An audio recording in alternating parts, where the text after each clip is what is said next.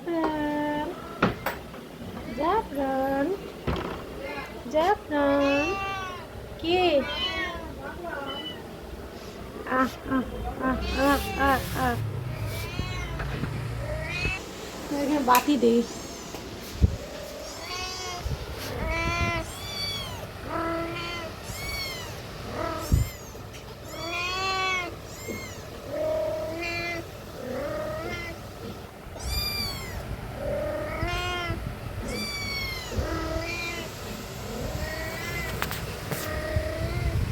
আসসালামু আলাইকুম প্রিয় বন্ধুরা, আশা করছি তোমরা যে যেখানে আছো সকলে ভালো আছো। আলহামদুলিল্লাহ আমরাও ভালো আছি। বন্ধুরা দেখো, খুব সকালবেলা বিনি আর বিনির মেয়ে জাফরান উঠে গিয়েছে। ও কি সুন্দর খেলা করছে, আর এখনটা ও এক দুপা করে বাইরে বেরোনো শিখেছে। আগে তো বেরোতেই চাইতো না, শুধু ঘরের মধ্যে ও ঝুড়িতে থাকতো। এখন সুন্দর করে একটু একটু করে হাঁটা শিখেছে। আর আমার শখের গাছগুলো সেগুলো রোদ্দুরে দিয়েছি রোদ খাওয়ানোর জন্য। আমার বাড়িতে যেহেতু রোদ কম, তাই এই সময়টা সকাল থেকে যেহেতু রোদ থাকে, তাই এই সকালের রোদটা ওদের গায়ে দিচ্ছি। আর বন্ধুরা দেখো, আমার বাড়িটা কিন্তু অসম্ভব নোংরা হয়ে গিয়েছে এই 7 দিনের বৃষ্টিতে। টানা 7 দিন বা তার থেকেও বেশি বৃষ্টি হলো। আর কাপড়গুলো রোদে মেলতে দিয়ে আসলাম, ওগুলো শুকিয়ে যাক, গতকাল ধুয়েছি। আর কিছু রান্না বান্না হয়ে গেল, আরও কিছু বাকি আছে।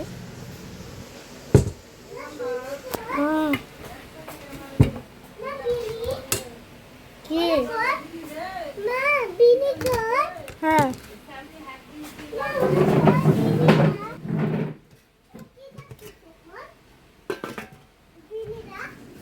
তো বন্ধুরা দেখো, আমার কিন্তু কিচেনটা এতটাই নোংরা হয়ে গিয়েছে, আজকে সেজন্য ডিপ ক্লিনিং করব। না হলে কিন্তু এখানে আর রান্না করাই যাচ্ছে না, প্রত্যেকটা জায়গা তেল চিটচিটে হয়ে গিয়েছে।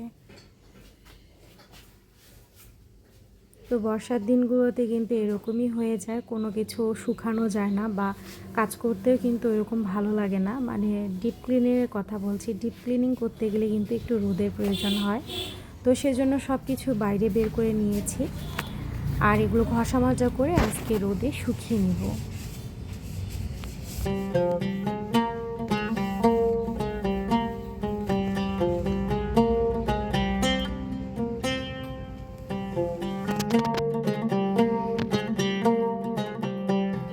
তো বাইরে হচ্ছে আমি একটা রান্না উঠিয়ে দিয়েছি, মানে ঘন্ট, ওইটা শেষ হয়ে গেলে তারপরে কাজগুলোতে হাত দিতে পারবো। রান্না শেষ না হলেও কিন্তু তেল চিটচিটে জিনিসে হাত দেওয়া যায় না। তো আমার ঘন্টটা প্রায় হয়ে গিয়েছে, আর এখন শুধু বাগার দেওয়ার পালা। তোমরা আমার গত ভিডিওতে যে বাগারের মশলাগুলো দেখেছো ঘন্ট ঘটে, সেই মশলাটা দিয়ে কিন্তু এখানে আমি পেঁয়াজ ব্রেস্তা করে এখানে হচ্ছে ওই মশলা দিয়ে বাগার দেব, খুবই অল্প পরিমাণে। তো এরকম ঘন্ট ঘ্যাটের মধ্যে কিন্তু বাগার দিলে খেতে ভালো লাগে, আর ঘ্রাণটা সুন্দর আসে। আর দেখো, এই যে মাজা ঘষার জিনিসগুলো সব এখানে রেখে দিই।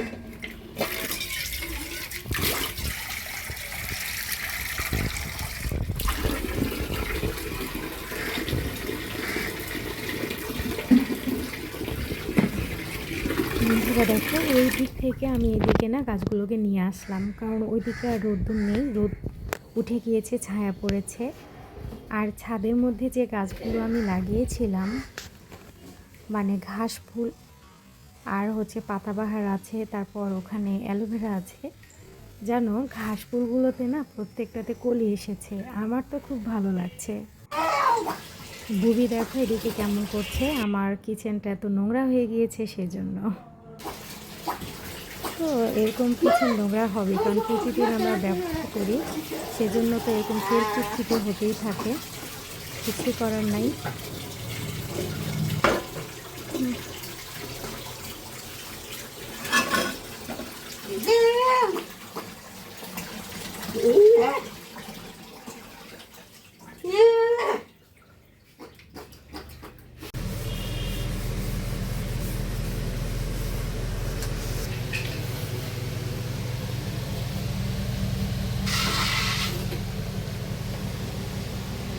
বন্ধুরা দেখো, আমার সকাল সকাল ঘরের মানে গোছানো হয়ে গিয়েছিল অর্ধেকটা, মানে মানে বিছানাটা শুধু, কিন্তু বাকি ঘরগুলো কিন্তু এলোমেলোই ছিল।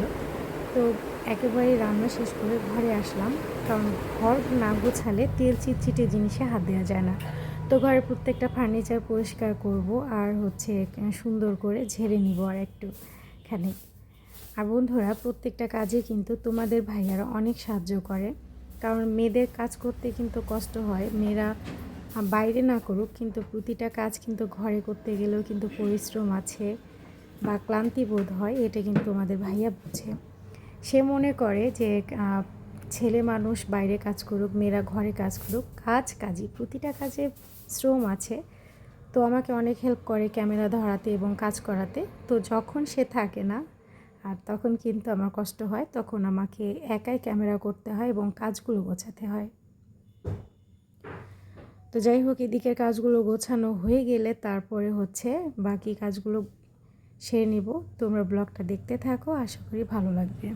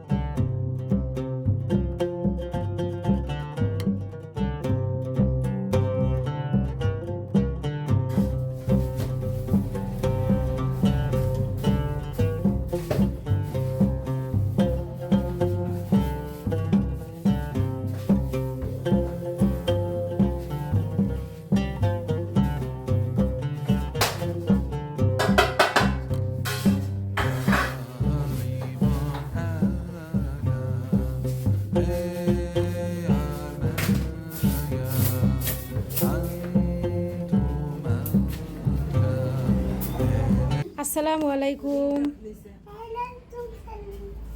এই তো আমার বাবা সুন্দর করে সালাম নিছে। আজকে স্কুলের দিনটা কেমন কাটলো? আজকে স্কুলের দিনটা কেমন কাটলো? ভালো বলতে হয় আলহামদুলিল্লাহ। ক্লাসে দুষ্টামি করনি না?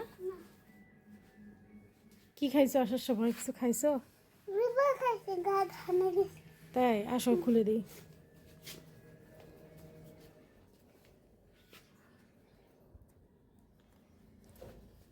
বন্ধুদের সবাইকে বলো, বন্ধুরা তোমরা কেমন আছো? সুন্দর করে বলো। তোমার বিনির জন্য আর তোমার জন্য, তো তোমার যে ছোট ছোট বন্ধুরাও তোমার ব্লগ দেখে। বলো বন্ধুরা, আমি স্কুল থেকে এসেছি, আমি এখন চেঞ্জ করব। আমি স্কুল থেকে এসেছি, আমি চেঞ্জ করব। আল্লাহ হাফিজ বলো। মাশাআল্লাহ। তো বন্ধুরা দেখো, এই যেগুলো প্রতিদিনের রেগুলার ব্যবহার করা মশলার কৌটোগুলো, সেগুলো কিন্তু অত্যন্ত নোংরা হয়ে গিয়েছে এবং তেল চিটচিটে হয়ে গেছে। সেগুলো আমি এখানে নিয়ে এসে রাখলাম, এগুলো পরিষ্কার করতে হবে। দেখো বন্ধুরা, আমার ছোট্ট কিচেনটা একদম আলোয় আলোকিত হয়ে গিয়েছে, তাই না? পরিষ্কার করে নিলে প্রতিটা জিনিসই কিন্তু ভালো লাগে, সেটা দামি হোক বা হচ্ছে কম দামি হোক। আর আমার কিচেনে যে জিনিসগুলো আছে সেগুলো প্রত্যেকটাই আমার কাছে অনেক ভালোবাসার এবং প্রত্যেকটা জিনিসই কিন্তু অনেক মায়ার। তো সেগুলো পরিষ্কার করে নিলাম এবং প্রত্যেকটা জিনিসে আমাকে বুবি হেল্প করে, এবং বুবি সকাল থেকে রাত পর্যন্ত আসলে অনেক পরিশ্রম করে। এই মানুষটার জন্য তোমরা প্রত্যেকেই কিন্তু দোয়া করবা। আর এখন বাইরে অনেকগুলো কাজ আছে, সেগুলো সেরে নিতে হবে। আমি ঘুরে ফিরে এই জিনিসগুলোকে বারবার হাত দিয়ে দেখি যে কোনো জায়গাতে তেল ছিটছিটে পড়ে থাকলে সেটা আবার পরিষ্কার করে নেব। আরও কিছু জিনিস বাকি আছে, সেটা হলো গ্যাস, ইন্ডাকশান, এগুলো পরিষ্কার করতে হবে। সেগুলো আমি অন্য টেবিলে সরিয়ে নিয়েছি। তো ওই সাইডে হচ্ছে খাবারের টেবিল, এই টেবিলটাও ক্লিন করে নিয়েছি। আর দেখো কত সুন্দর লাগছে, তাই না?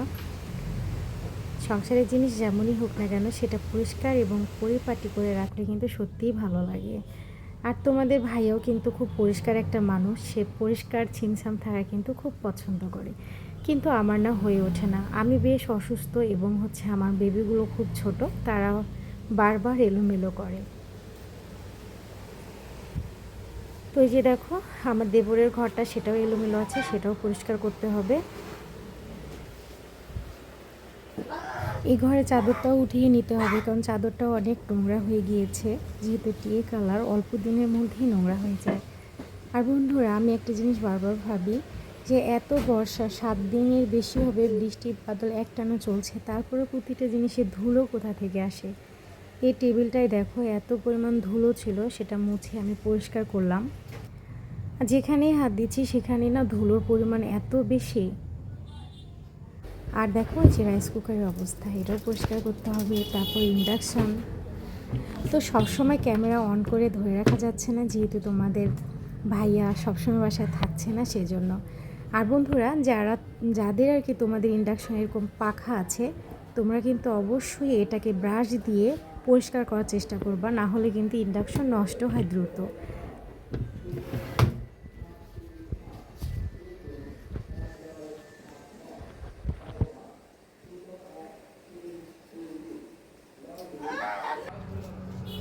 তো বন্ধুরা, আজকে যেহেতু অনেক কাজ বা সব রকম কাজ তোমাদের সাথে শেয়ার করা একেবারেই অসম্ভব, যতটুকু সময় পেয়েছি বা তোমাদের ভাইয়া পেয়েছে ক্যামেরা ধরেছে, তো আজকে ব্লগটা আমি এখানেই শেষ করছি। আশা করছি আজকে ব্লগটা ভালো লেগেছে তোমাদের কাছে।